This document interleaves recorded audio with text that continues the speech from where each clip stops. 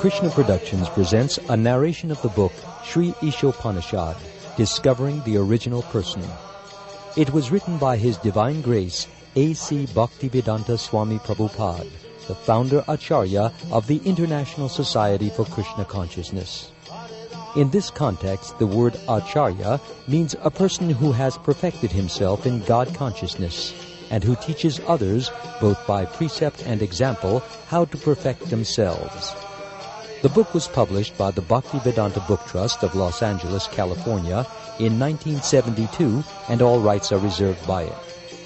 Hare Krishna, Hare Krishna, Krishna Krishna, Hare Hare, Hare Rama, Hare Rama, Rama Rama, Hare Hare.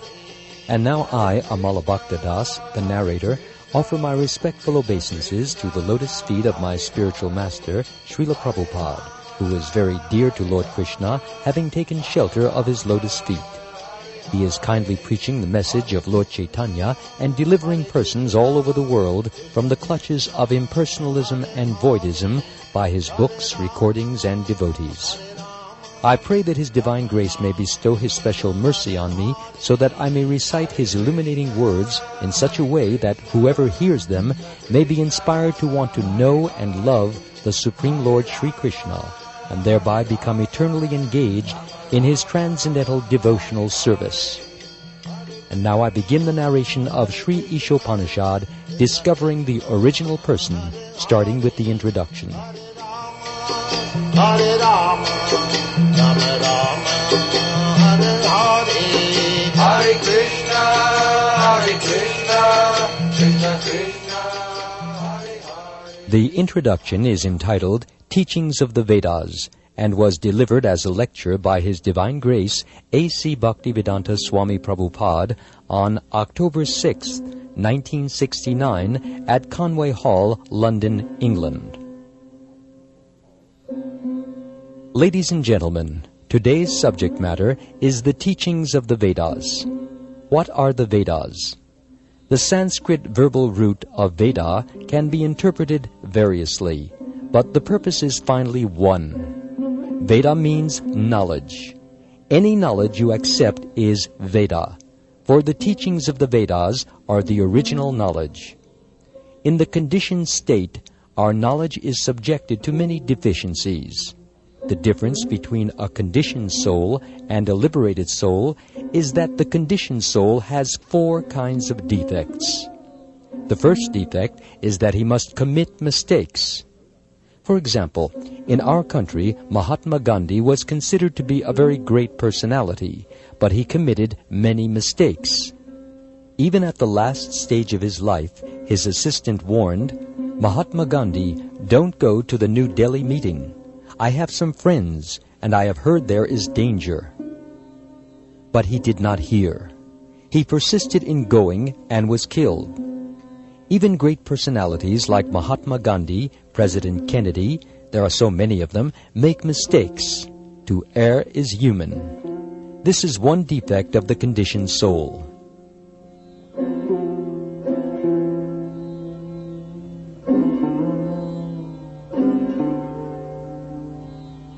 Another defect, to be illusioned. Illusion means to accept something which is not, Maya. Maya means what is not. Everyone is accepting the body as the self. If I ask you what you are, you will say, "I am Mr. John, I am a rich man, I am this, I am that." All these are bodily identifications, but you are not this body. This is illusion. The third defect is the cheating propensity. Everyone has the propensity to cheat others. Although a person is fool number 1, he poses himself as very intelligent. Although it is already pointed out that he is in illusion and makes mistakes, he will theorize, I think this is this, and this is this. But he does not even know his own position. He writes books of philosophy, although he is defective. That is his disease. That is cheating. Lastly, our senses are imperfect. We are very proud of our eyes. Often someone will challenge, "Can you show me God?" But do you have the eyes to see God? You will never see if you haven't the eyes. If immediately the room becomes dark, you cannot even see your hands. So what power do you have to see? We cannot therefore expect knowledge or Veda with these imperfect senses.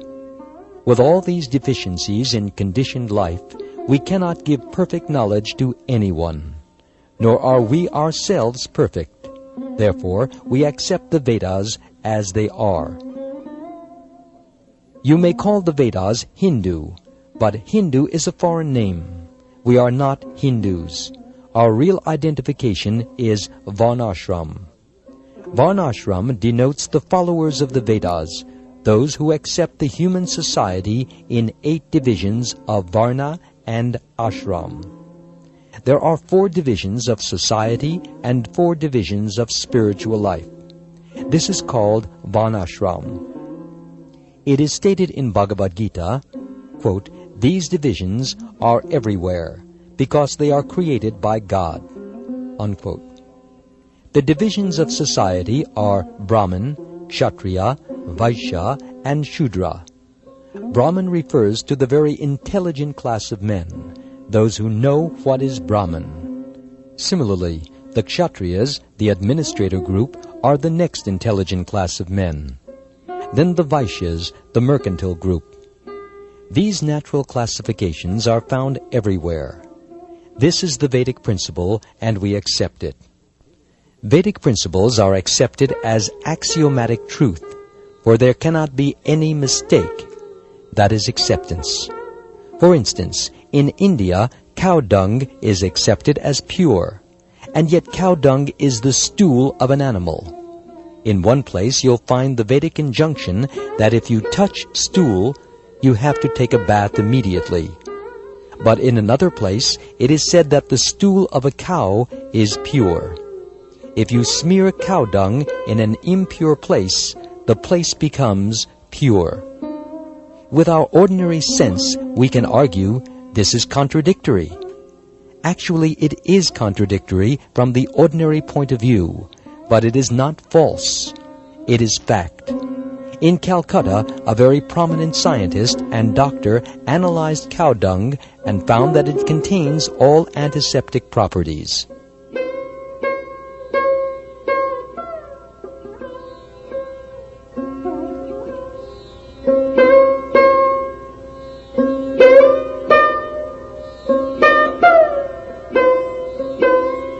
In India, if one person tells another, "You must do this," the other party may say, "What do you mean? Is this a Vedic injunction that I have to follow you without any argument?" Vedic injunctions cannot be interpreted, but ultimately, if you carefully study why these injunctions are there, you will find that they are all correct. The Vedas are not compilations of human knowledge. Vedic knowledge comes from the spiritual world, from Lord Krishna. Another name for the Vedas is Shruti. Shruti refers to that knowledge that is acquired by hearing. It is not experimental knowledge. Shruti is considered to be like a mother. We take so much knowledge from our mother. For example, if you want to know who your father is, who can answer you? Your mother. If the mother says, "Here is your father," you have to accept it. It is not possible to experiment to find out whether he is your father. Similarly, if you want to know something beyond your experience, beyond your experimental knowledge, beyond the activities of the senses, then you have to accept the Vedas. There is no question of experimenting. It has already been experimented. It is already settled. The version of the mother, for instance, has to be accepted as truth. There is no other way. The Vedas are considered to be the mother, and Brahma is called the grandfather, the forefather, because he was the first to be instructed in the Vedic knowledge. In the beginning, the first living creature was Brahma. He received this Vedic knowledge and imparted it to Narad and other disciples and sons, and they also distributed it to their disciples. In this way, the Vedic knowledge comes down by disciplic succession. It is also confirmed in the Bhagavad Gita that Vedic knowledge is understood in this way. If you make experimental endeavor, you come to the same conclusion, but just to save time, you should accept. If you want to know who your father is, and if you accept your mother as authority, then whatever she says can be accepted without argument. There are three kinds of evidence: pratyaksha, anumana, and shabda. Pratyaksha means direct. Direct evidence is not very good because our senses are not perfect. We are seeing the sun daily, and it appears to us just like a small disk, but it is actually far, far larger than many planets. Of what value is this seeing? Therefore, we have to read books. Then we can understand about the sun. So, direct experience is not perfect. Then there is inductive knowledge. It may be like this hypothesis. For instance, Darwin's theory says, it may be like this, it may be like that. But that is not science. That is a suggestion, and it is also not perfect. But if you receive the knowledge from the authoritative sources, that is perfect.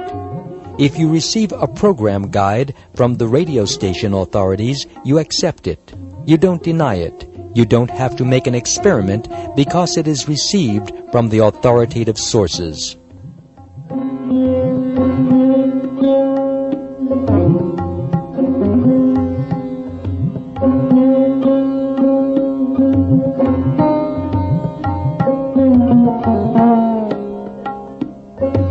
Vedic knowledge is called Shabda Pramana. Another name is Shruti. Shruti means that this knowledge has to be received simply by oral reception. The Vedas instruct that in order to understand transcendental knowledge, we have to hear from the authority. Transcendental knowledge is knowledge from beyond this universe. Within this universe is material knowledge, and beyond this universe is transcendental knowledge. We cannot even go to the end of the universe, so how can we go to the spiritual world? Thus, to acquire full knowledge is impossible. There is a spiritual sky. There is another nature which is beyond manifestation and non-manifestation. But how will you know that there is a sky where the planets and inhabitants are eternal? All this knowledge is there, but how will you make experiments? It is not possible. Therefore, you have to take the assistance of the Vedas. This is called Vedic knowledge. In our Krishna consciousness movement, we are accepting knowledge from the highest authority, Krishna. Krishna is accepted as the highest authority by all classes of men. I am speaking first of the two classes of transcendentalists. One class of transcendentalist is called impersonalist, Mayavadi. They are generally known as Vedantists, led by Shankaracharya. And there is another class of transcendentalists called Vaishnavas, like Ramanujacharya, Madhvacharya, Vishnu Swami. Both the Shankara Sampradaya and the Vaishnava Sampradaya have accepted Krishna as the Supreme Personality of Godhead. Shankaracharya is supposed to be an impersonalist who preached impersonalism, impersonal Brahman, but it is a fact that he is a covered personalist. In his commentary on the Bhagavad Gita, he wrote, Narayan, the Supreme Personality of Godhead, is beyond this cosmic manifestation. And then again he confirmed, that Supreme Personality of Godhead, Narayan, is Krishna. He has come as the son of Devaki and Vasudeva. He particularly mentioned the names of his father and mother.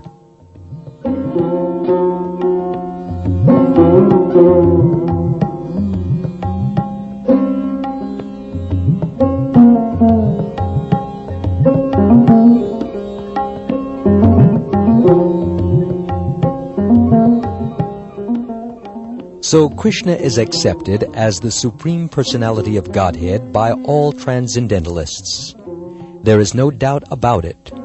Our source of knowledge in Krishna consciousness is directly from Krishna, Bhagavad Gita. We have published Bhagavad Gita as it is because we accept Krishna as he is speaking without any interpretation. That is Vedic knowledge. Since the Vedic knowledge is pure, we accept it. Whatever Krishna says, we accept. This is Krishna consciousness. That saves much time. If you accept the right authority or source of knowledge, then you save much time. For example, there are two systems of knowledge in the material world, inductive and deductive. From deductive, you accept that man is mortal. Your father says man is mortal. Your sister says man is mortal. Everyone says man is mortal. But you do not experiment. You accept it as fact that man is mortal. If you want to research to find out whether man is mortal, you have to study each and every man.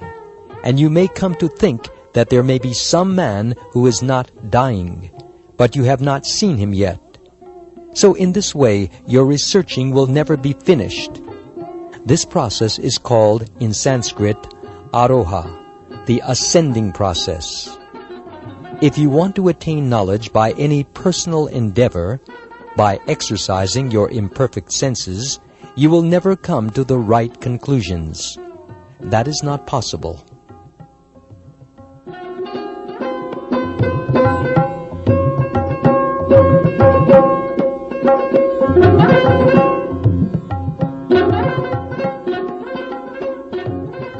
There is a statement in Brahma Samhita, just ride on the airplane that runs at the speed of mind. Our material airplanes can run 2,000 miles per hour, but what is the speed of mind? You are sitting at home. You immediately think of India, say 10,000 miles away, and at once it is in your home. Your mind has gone there. The mind speed is so swift. Therefore it is stated, if you travel at this speed for millions of years, you'll find that the spiritual sky is unlimited. It is not possible even to approach it. Therefore, the Vedic injunction is that one must approach. The word compulsory is used, a bona fide spiritual master, a guru. And what is the qualification of a spiritual master? He has rightly heard the Vedic message from the right source. Otherwise, he is not bona fide. And he must practically be firmly established in Brahman. These are the two qualities. This Krishna consciousness movement is completely authorized by Vedic principles.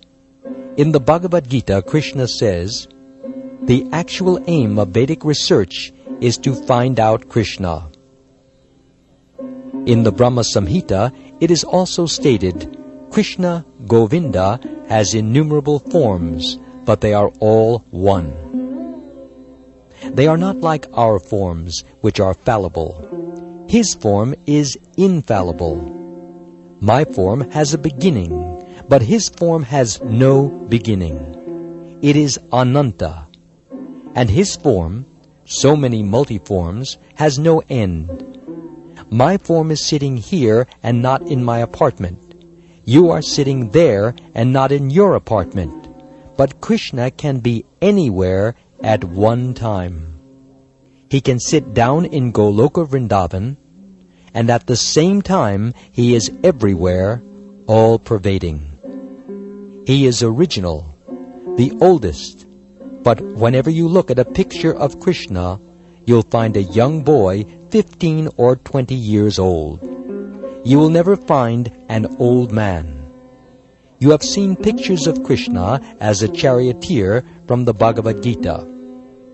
At that time, he was not less than 100 years old. He had great-grandchildren, but he looked just like a boy. Krishna, God, never becomes old. That is his supreme power. And if you want to search out Krishna by studying the Vedic literature, then you will be baffled. It may be possible, but it is very difficult. But you can very easily learn about him from his devotee. His devotee can deliver him to you. Here he is, take him. That is the potency of Krishna's devotees.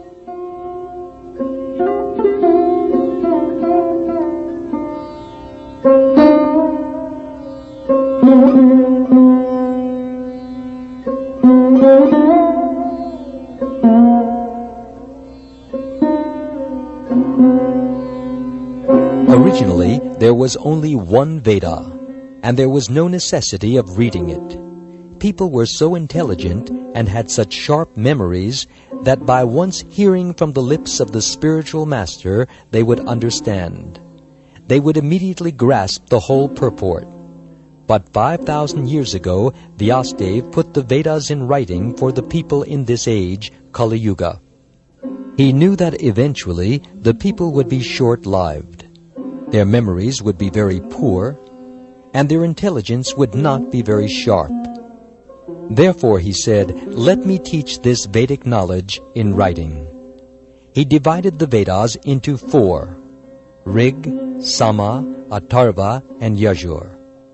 Then he gave the charge of these Vedas to his different disciples.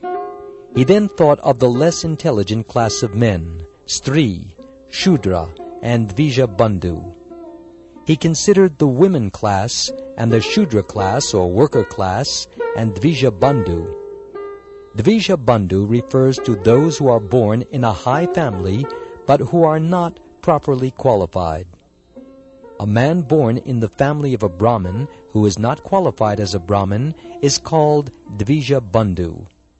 For these persons he compiled Mahabharat, called the History of India, and the 18 Puranas. These are all Vedic literatures. The Puranas, the Mahabharat, the 4 Vedas, and the Upanishads. The Upanishads are part of the Vedas. Then Vyasadeva summarized all Vedic knowledge for scholars and philosophers in what is called the Vedanta Sutra. This is the last word of the Vedas. Vyasadeva personally wrote Vedanta Sutra under the instructions of Narad, his Guru Maharaj or spiritual master. But still he was not satisfied. That is a long story described in the Srimad Bhagavatam. Vedavyas was not very satisfied even after compiling many Puranas, Upanishads, and even after Vedanta Sutra. Then his spiritual master, Narad, instructed him, "You explain Vedanta." Vedanta means ultimate knowledge, and the ultimate knowledge is Krishna. Krishna says that throughout all the Vedas, one has to understand Krishna. Vedanta krid Veda vid eva chaham. Krishna says, I am the compiler of Vedanta, and I am the knower of the Vedas. Therefore, the ultimate objective is Krishna. That is explained in all the Vaishnava commentaries on Vedanta philosophy.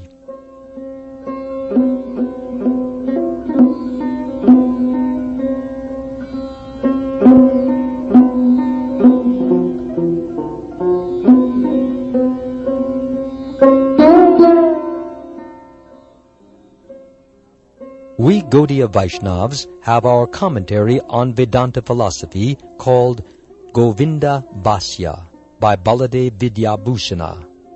Similarly, Ramanujacharya has a commentary and Madhvacharya has one. The version of Shankaracharya is not the only commentary. There are many Vedanta commentaries. But because the Vaishnavas did not present the first Vedanta commentary, people are under the wrong impression that Shankaracharya's is the only Vedanta commentary. Besides that, Vyasadeva himself wrote the perfect Vedanta commentary, Srimad Bhagavatam. Srimad Bhagavatam also begins with the first words of the Vedanta Sutra, Janmadyasya Yata. And that Janmadyasya Yata is fully explained in the Srimad Bhagavatam. The Vedanta Sutra simply hints at what is Brahman, the Absolute Truth. Quote, "The Absolute Truth is that from whom everything emanates." Unquote. This is a summary, but it is explained in detail in Srimad Bhagavatam.